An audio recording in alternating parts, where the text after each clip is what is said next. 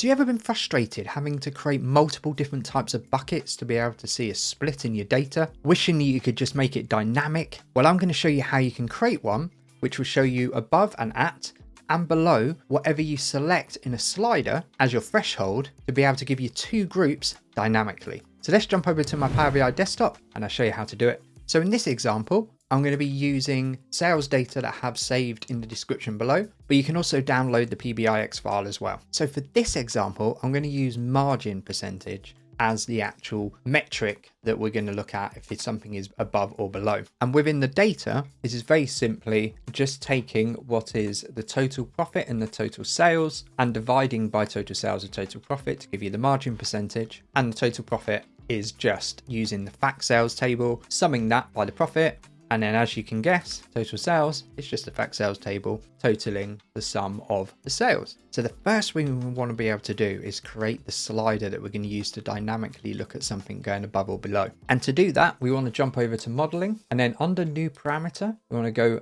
numeric range. Under here, we can set what we want to call it. So in this case, we're going to be using margin percentage. So I'm going to call this margin percent selector. And then because we're working with percentages, I want to be able to change this from a point of whatever percentage we're going to go with. So in essence, we want to be able to go from 1 to 100%. So we can just do 1 to 0 and increments of maybe 0.5%. So that would be 0.005, I think, to be able to give you that. And then we want to change it to decimal number, otherwise it won't work. And then the default, we'll probably want to start at maybe 0.2, so 20%. Now if we just do create, we now have our margin selector. And as you can see, it's in its decimal places. If we go to over here, we can go to where the table is. And if we click on that, we can actually make it into a percentage. And then we can bring it down to one decimal place. So now we're looking at 1% all the way up to 2%, 100%, maxes out at that point. Probably need to make it 1 point over, so then it can go further, but for this example, it doesn't really matter. And as we can see, each time we move it, it's moving 0.5%, so you've got more of a scope. So let's just leave this on 20 for now. There we go. Now it was far too complicated just to select it. Tries a bit thing, but make it a bit longer. Let's just make it like this for now. So now we got our selector. What we need now is to create what would be our group, which will be a table, which is just telling us if something is above and below. So to do that, all we need to do is just go on the home. Here we have enter data, and here we can create whatever our table will be. So let's call the column above, below. Let's add in a sort. Doesn't really matter because it's only 2, but it's always a good idea to add in your sort. So there we go. And let's actually call the table above and below, above, below.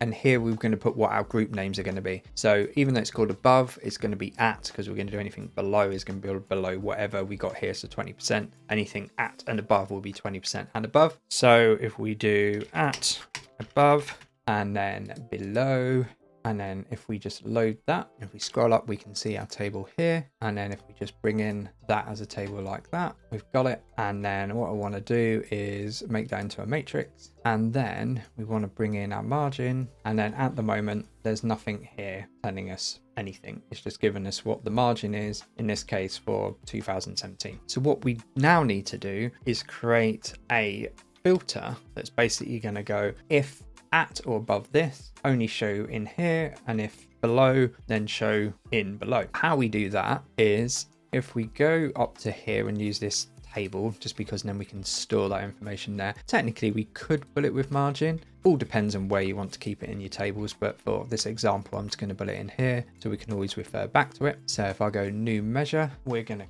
call this margin percent selector, and then because we're using margin percent, even though it's called margin percent selector, I'm going to call it just margin percent, because technically we could use it with other percentages and not even call it margin percent selector. It could just be called percent selector. And then it's the above below filter, so if we do above below filter, so that's what we're going to call it. It's very long, but I like to have things that so you can always remember exactly what it is just by looking at it. You can change the name on most of these things, so it doesn't matter. So now I just need to create some variables to store what we need to be able to use in our final metric. If we add our metric, as our variable name, and then that will be our margin %.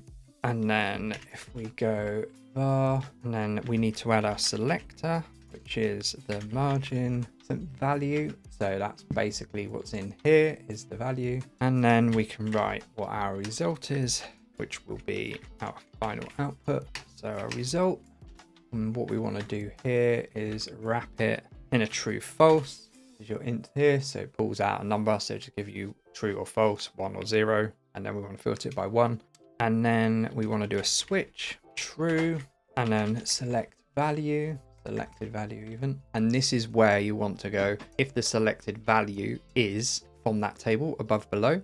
So the first one we're going to do is our at. We got our selected here, so that's the column. So we want to be able to select what that column was. And then remember that we called it at above, and then forgot the close bracket. What we want to say is if it's at above, we want our metric to be greater than our selector. Let's realize I've added a C in there for some peculiar reason. There we go.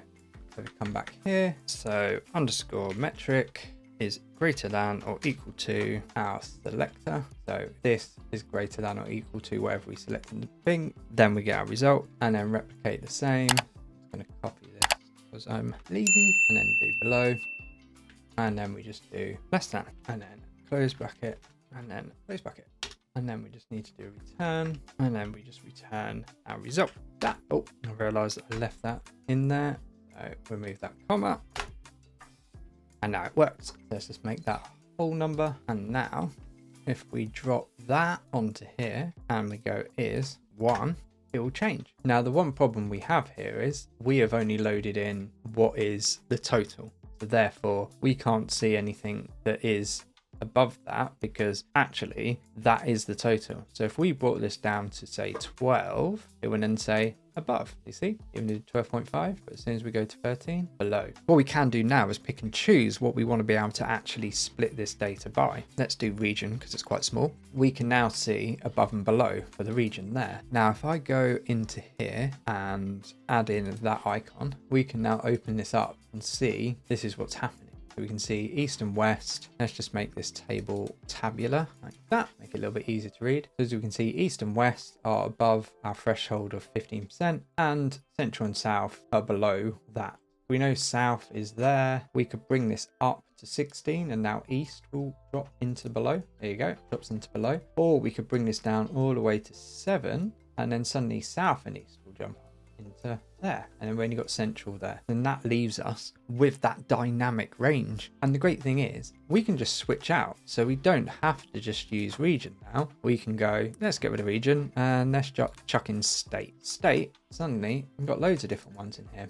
So if we order it, we can see who's greater than and less than. So if we go here, it then shows you that the ones that are below, even though this is a percentage that comes out, ones are below 17% or ones below 7%, we can see where they fall into. So actually a lot of states are quite on the low part, even going into the minus. So if you wanted, we could go to 0 and then we can just show that's the margin for the ones that are below 0 and those are the ones that are above. And then we can just keep adjusting it. So let's go all the way up to, let's do 30, because then South Dakota over here will then max out and you can see below. And that's another great thing. You can see here we have all that's above and below in 2 different tables. You can just open them up. But one of the annoying things you find is you say above and below and you kind of have to tell people, oh, it's because what you're selecting here. But visually you could work out, you know, what above and below is. But if someone wanted to take like a screenshot of this or export it, use it in a PowerPoint presentation or anything, you know, the only way you would remember is if you got that thing there. Now you could add a title that could dynamically change it or anything like that. But actually what I find really helpful is to just bypass having this in here and then having a dynamic change in row name that will then give you what is above and below, the actual percentage. You see it dynamically change as well. So if I just drop that in, you'll see what I mean. So here we can see we now have 30% greater than, and then below is less than 30%. So we do that. So if we change that to 25, you'll suddenly see it just change 25. So greater than 25, less than. If we add 0.5, you can see it's all changing its name. And the great thing is now you've done that, we can just call that group to make it smaller. And then we can just change this. We can put a full stop to make it bit smaller. And then if we bring it in, you can make it smaller. Now you see there it was doing that rolling over. So what we want to do is turn off the text wrap. And as you can see now, it doesn't do anything. So then when you bring this up, you suddenly see below, it comes back, but it doesn't matter. We can then pull these in, but it's telling you what above and below is. So you can see it as a percentage there. So now you're seeing it working. I can explain how it's all put together. So all you're doing is if max or above is selected, is what you got here. We're using max in this case, because you need to be able to say what the max is. And then anything that's not, it's less than. And then all you're doing is running a format that's going above or at as your text, and then formatting the selector, which is the value that you use on the slider. And then you're formatting it to 1 decimal place percentage. And then all you do, because I've just done in a switch and using variables, then you just run the result. And then another great thing you can do is create a dynamic conditional format as well, which you can just put in a simple if function that says if the margin percent is greater than the selector, then use the color of this, which is a green, if not a red. And then all you have to do is just go into your cell elements, come down to margin, add in your background color, open it up, go down to field value, find your conditional format, which is this one here, fill value, and do OK. And then you got your conditional formatting. That's simple. So I hope you like this video. And also I'm going to be showing you how to even add extra groups to this particular grouping technique. So then you can look at more deviations of the actual groups. And I'll show that in my next video, which you'll find here once I release it.